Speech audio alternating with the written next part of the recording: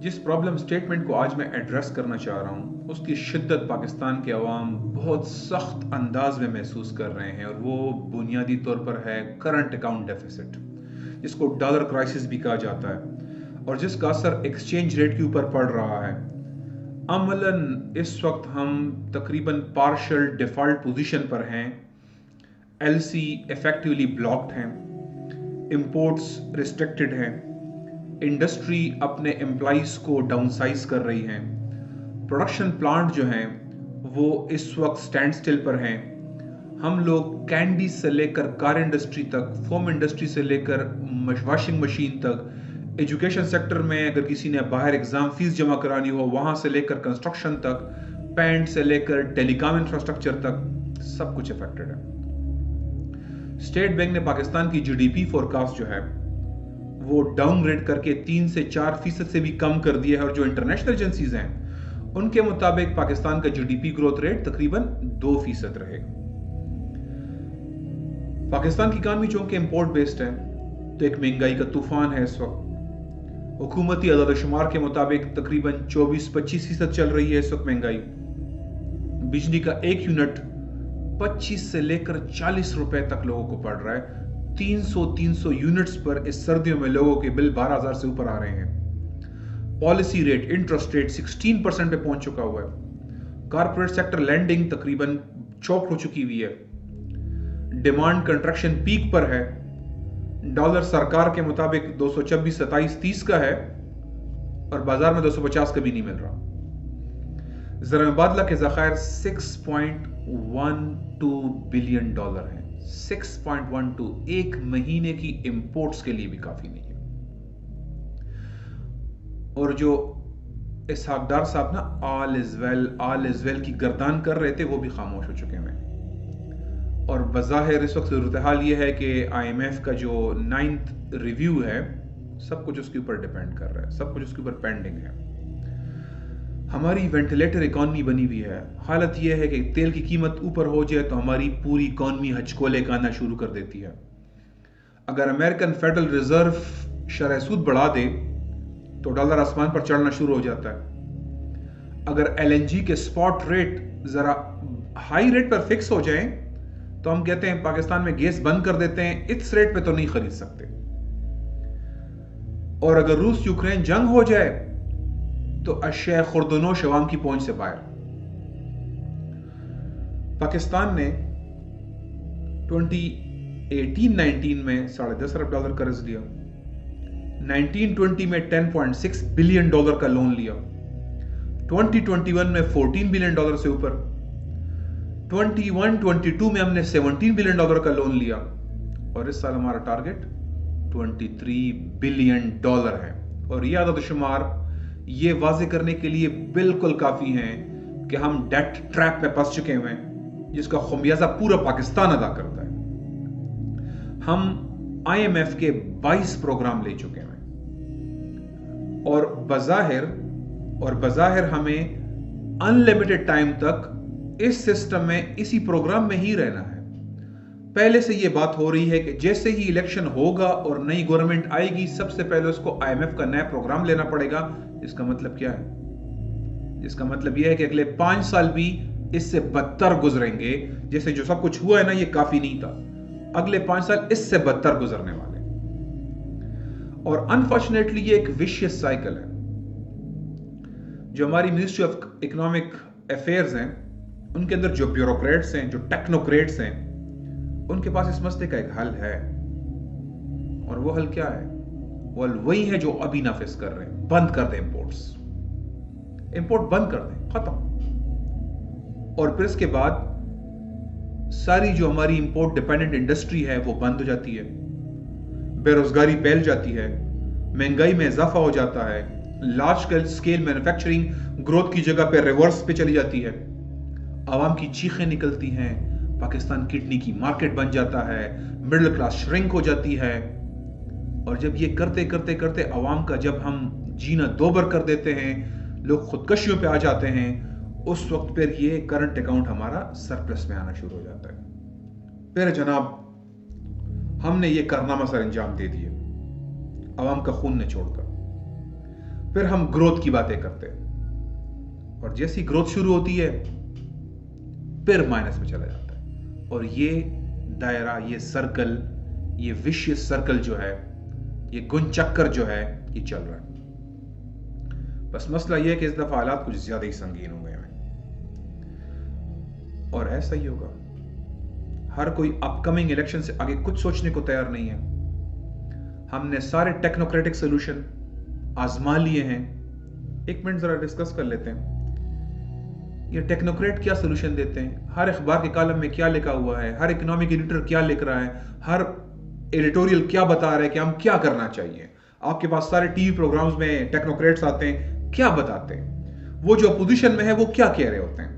ये जो सारे लोग जो खुद पहले वज़ीर खजाना रह चुके हैं, ये जब टीवी पर आकर बैठे होते हैं तो क्या बात करते हैं, इनके पास क्या हल है, जरा डिस्कस करते हैं ना। पूरे मेन स्ट्रीम में जो आपके पास ये एक इकोनॉमिक एलीट है, क्या सोल्यूशन वो पेश करते हैं। सोल्यूशन जी बड़ा सिंपल है उनका, एक्सपोर्ट बढ़ाओ, रेमिटेंस बढ़ाओ, गैर जरूरी इंपोर्ट कम करो, फॉरेन डायरेक्ट इन्वेस्टमेंट लाओ, बस ये सोल्यूशन है।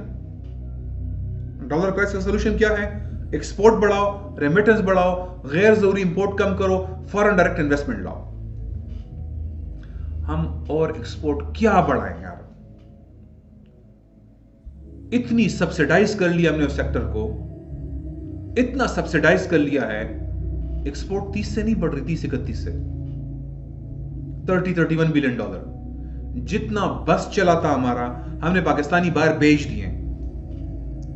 बाहर की कंपनियों को फॉरेन डायरेक्ट इन्वेस्टमेंट के लिए जितनी मराद दे सकते थे दे दिए, वो मराद दिए जो हमारी अपनी कंपनियों को हासिल नहीं है, मेरे अपने ताजर को हासिल नहीं है, मेरे अपने दुकानदार को हासिल नहीं है, मेरे अपने कंपनियों को हासिल नहीं है, उनको हम वो भी दे रहे हैं।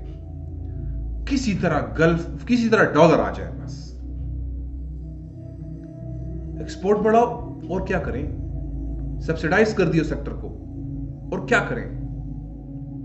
गल्फ के पैर पकड़ लिए, चीन के पैर पकड़ लिए, अमेरिका के पैर पकड़ लिए, डिफर्ड पर तेल मांग रहे हैं, डॉलर हम उन्हें कह रहे हैं हमारे पास सिर्फ पार्क कर दो, इस्तेमाल भी नहीं करेंगे, स्टेट बैंक में रख दो।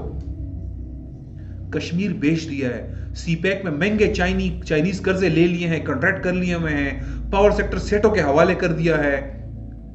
क्या करें और इस सिस्टम में, और क्या सोल्यूशन है? जो सोल्यूशन ये बता रहे हैं हम कर चुके हैं। हमें ये ना कहे कि ये नहीं हुए, हम कर चुके हैं। जो लोग सजेस्ट कर रहे थे हमने उन्हीं को वज़ीर खजाना बना दिया, उन्होंने भी अपनी ट्राई कर ली।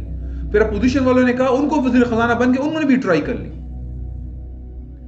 इफेक्टिवली टेक्नोक्रेटिक गवर्नमेंट चला रहे हैं भाई, इकोनॉमिक सेक्टर टेक्नोक्रेट चलाता है। मसला तो हल नहीं हुआ, होगा भी नहीं। जो टोटके इन्होंने हमें बताए हैं वो हम सब आजमा चुके हैं, ठीक है, सब आजमा चुके हैं।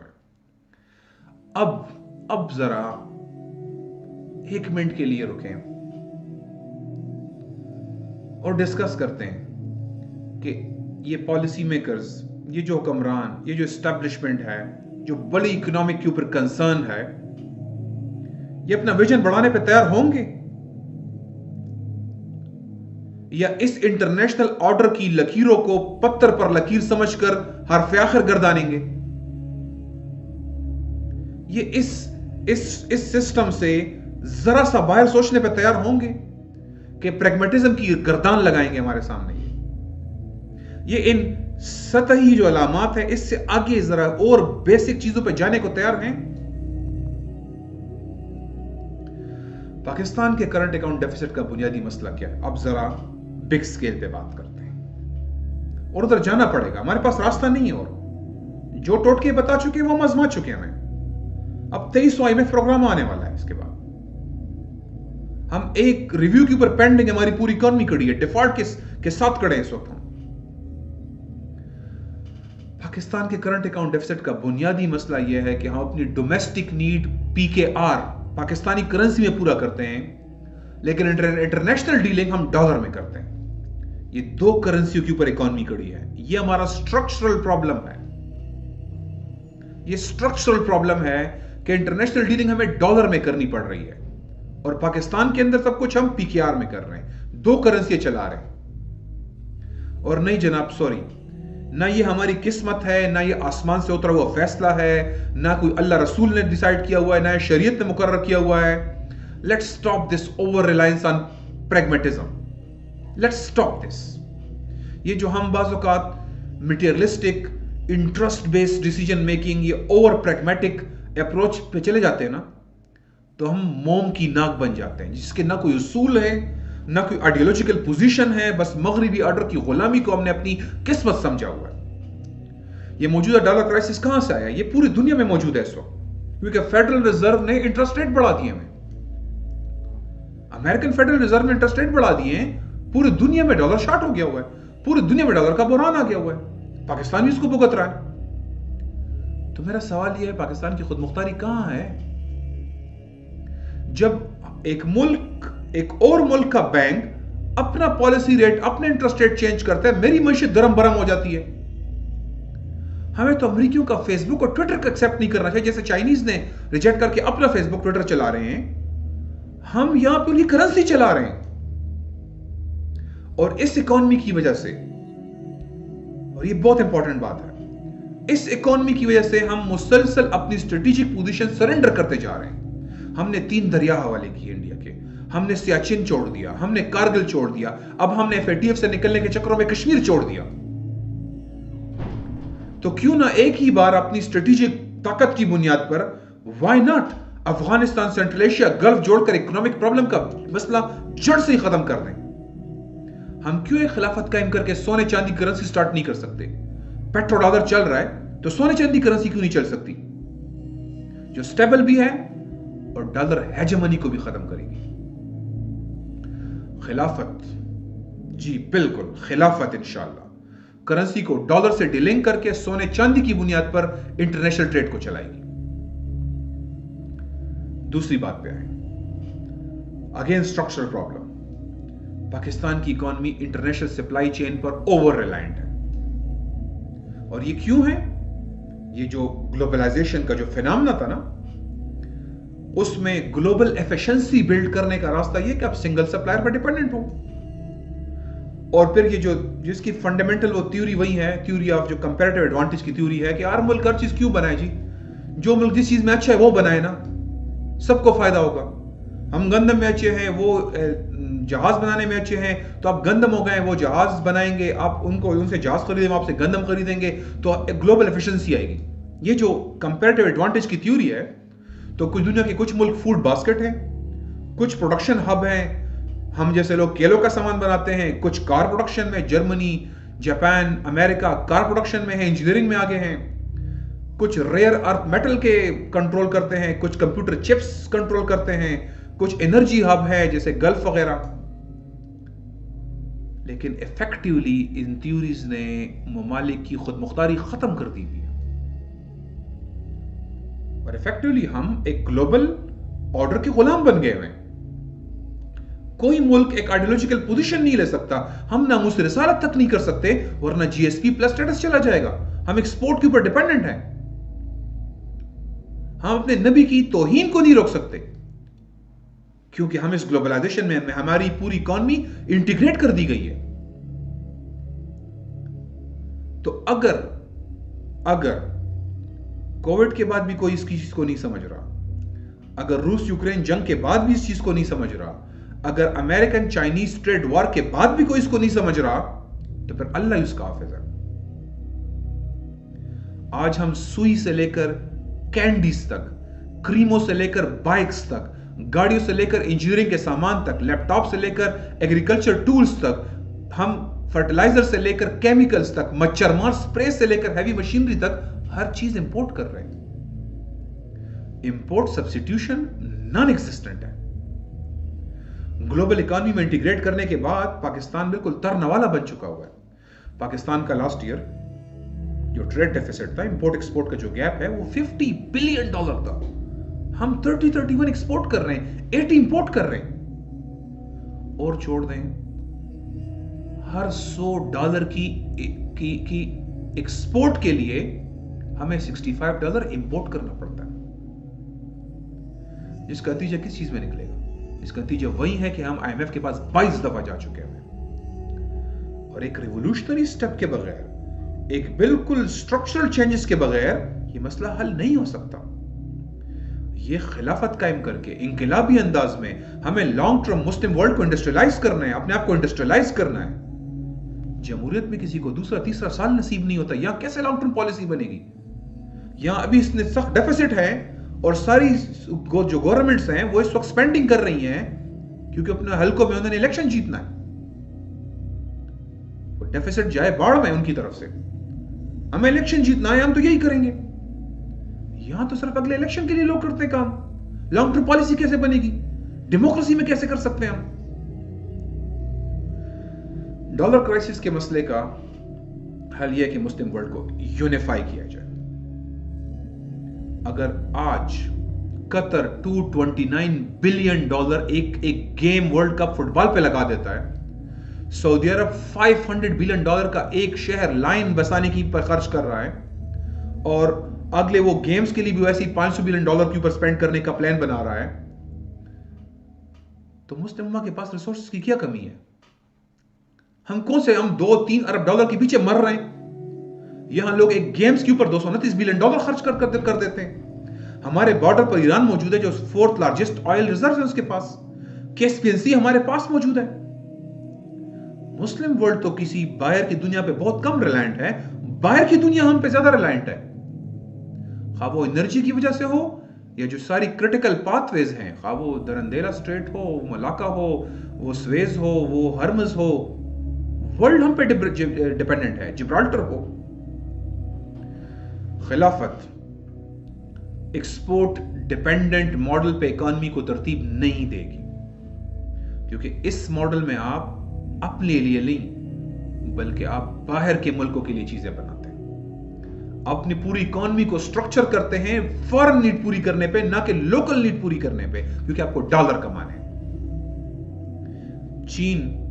चाइनीज अपने इस ब्लंडर को रियलाइज कर चुके हुए, they are trying to shift the economy to domestic economy और वो डाइवर्सिफाई करना चाहते हैं अपनी एक्सपोर्ट्स को भी। यूरोपियन अमेरिकन से आगे लैटिन अमेरिका और अफ्रीका और गल्फ की तरफ वो शिफ्ट करना चाहते हैं ताकि अगर उनके साथ ट्रेड वॉर बढ़ता रहे तो वो डिपेंडेंट ना हो बहुत ज्यादा और अपनी डोमेस्टिक इकोनॉमी को फोकस करने की तरफ जा रहे हैं। हमें दूसरों की गलतियों से क्यों नहीं सीख सकते? अगर चाइनीज अपनी इकोनॉमी को ग्लोबल इकोनॉमी से इंटीग्रेट ना करते तो 2008 में वो अमेरिकन इकोनॉमी को बर्बाद करते, बचाने की कोशिश करते। खिलाफत सोने और चांदी की बुनियाद पर जब करेंसी एस्टेब्लिश करेगी, फिर उसके पास प्रिंटिंग ऑप्शन नहीं होगा। फिर महंगाई, जो डोमेस्टिक इकोनॉमी महंगाई है, वो भी खत्म हो जाएगी उससे। खिलाफत जब ट्रांजिशन स्टेज में होगी तो वो एक तो उनके पास ऑलरेडी जब वो मुस्लिम वर्ल्ड को यूनिफाई करेगी तो उनको बाहर से बहुत कम चीजें इंपोर्ट करनी पड़ेंगी। अगर हमें जरूरत पड़ेगी तो हम गोल्ड एंड सिल्वर पे डील करेंगे या फिर बार्टर पे डील करेंगे। हम डॉलर पे बिल्कुल रिलाई नहीं करेंगे। तो हम बार्टर पे कमोडिटीज एक्सचेंज के जरिए, हमारे पास बहुत कुछ है जिसकी बेस पे हम कमोडिटी एक्सचेंज कर सकते हैं। एग्रीकल्चर प्रोडक्ट्स हैं हमारे पास, एनर्जी है हमारे पास, बहुत कुछ है। इन हुक्मरानों के पास इन मसाइल का कोई हल मौजूद नहीं है, लिटरली कोई हल मौजूद नहीं है। ये नस्ल दर नस्ल गुलाम थे, नस्ल दर नस्ल गुलाम हैं और ये गुलाम रहेंगे और ये गुलामी ही में प्रीच करेंगे। इनके सारे सोल्यूशन फेल हो चुके हैं और दिन ब दिन बद से बदतर मुस्तकबिल हमारे सामने है। हम टेक्नोक्रेट आजमा चुके हुए हैं, हम डेमोक्रेट आजमा चुके हुए हैं। ये नई सियासत, नई रियासत सिर्फ खिलाफत का दौर है। ये इस्लाम के इनकलाबी सियासत का वक्त है। अगर आप वही करेंगे ना जो हमेशा करते रहे हैं, तो आपको वही मिलेगा जो हमेशा आप फेस करते रहे। आप कांटे बोकर ना पलों की तमन्ना नहीं कर सकते। आप ग्लोबल ऑर्डर की गुलामी करके आजादी नहीं पा सकते। इस ऑर्डर में हम एक एक करके अपने स्ट्रेटेजिक इंटरेस्ट सेक्रीफाइस करके मईशत की तबाही को सिर्फ पोस्टपोन कर रहे हैं। कश्मीर दे दिया है, अब अगली क्या बारी है? मिलिट्री को वीक करना। अगली क्या बारी है? न्यूक्लियर वेपन सरेंडर करवाना। अगली क्या बारी है? इंडियन हेजेमनी के सामने हमें कमजोर सी रियासत बनाना, नेपाल और भूटान बनाना। इसके बाद क्या बारी है? यही हो रहा है हमारे साथ। क्या हम इस इंतजार में हैं कि हमारे साथ ये हो? अगले लोन के लिए, IMF के कर्जों के लिए और डिफॉल्ट से बचने के लिए हम ये कंडीशनलिटीज मानेंगे? अब या अब कुरान और सुन्नत की बुनियाद पर नई सियासत, नई रियासत और सिर्फ खिलाफत के क़याम का वक्त है। और ये वो पैगाम है जो इस वीडियो के ज़रिए पहुंचाना चाहता हूं। ये वो पैगाम है जो कि हमारा रास्ता है, जो हमारा सलूशन है, वरना आगे इसी तरह की ग़ुलामी हमारा मुकद्दर रहेगी। व आखिर दावाना अल्हम्दुलिल्लाहि रब्बिल आलमीन। सदक़ल्लाहुल अज़ीम।